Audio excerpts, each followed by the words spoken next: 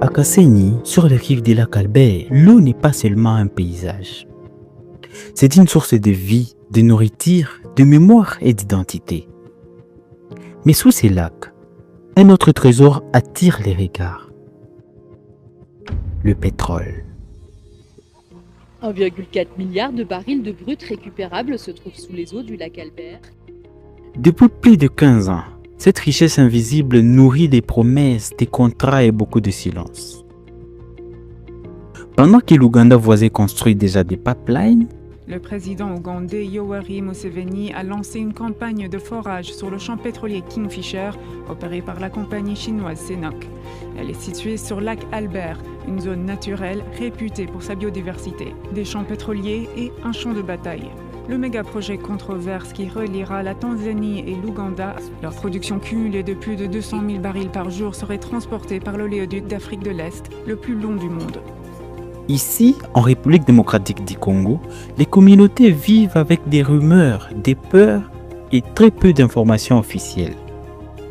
Alors nous sommes venus écouter la base.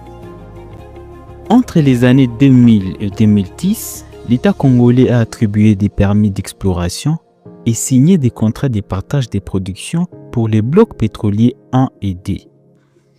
En 2010, des contrats ont été confiés à des sociétés privées liées à l'homme d'affaires Dan Getler avec une participation opérationnelle d'Oil of DRC Congo. Pourtant, aucune exploitation à grande échelle n'a vu le jour. En 2021, ces permis ont expiré officiellement. Depuis, un vide juridique persiste pendant que les communautés locales, nationales, voire internationales continuent d'attendre des explications.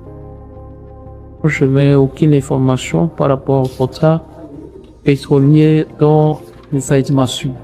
Cet aveu est lourd de sens. Oui, donc, antérieur dans les années quand c'était 2006, donc, il y avait des études qui ont été faites par l'entreprise Jiborakel Oil of Congo, c'est ça, je comprends bien un peu. Et depuis tout ce temps, depuis que cette entreprise était partie jusqu'à présent, nous n'avons jamais reçu d'autres études. L'autorité locale n'a pas accès aux informations sur une ressource stratégique située sur son territoire. Au niveau local, nous n'avons pas de décision. Les décisions se retrouvent au niveau plus haut du pays.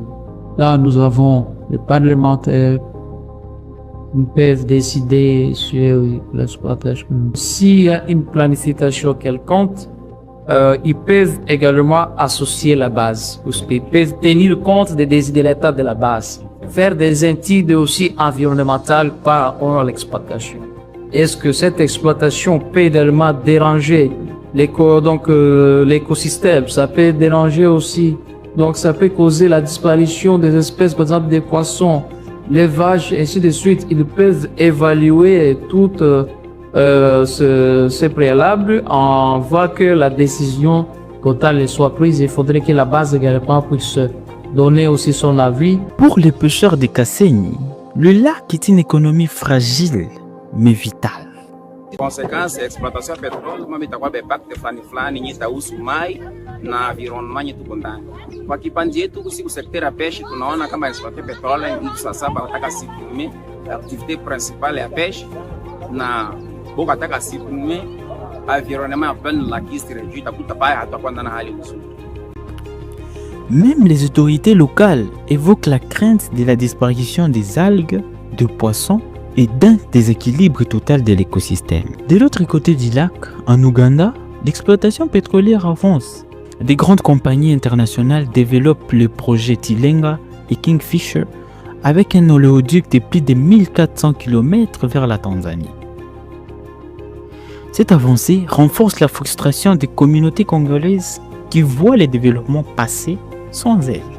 Ces explorateurs doivent faire pour protéger l'environnement, parce qu'ils ne doivent pas seulement exploiter le pétrole sans connaître qu'est-ce qui est recommandé là-bas.